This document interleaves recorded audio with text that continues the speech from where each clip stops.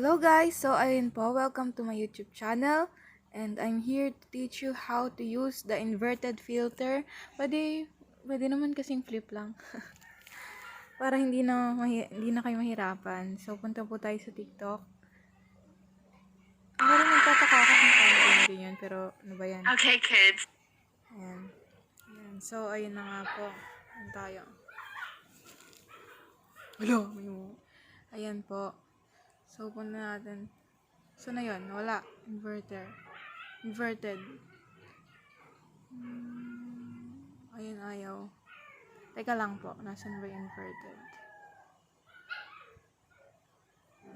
Inverted. Hanapin po natin si inverted. Ayun, nakita na natin. So, ayan siya. Then, guys, ganito lang yan. Oh.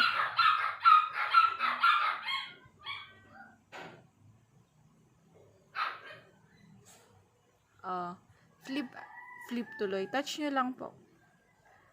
Ang dami pa sinasabi ng iba, di ko maintindihan. Touch lang naman yun eh.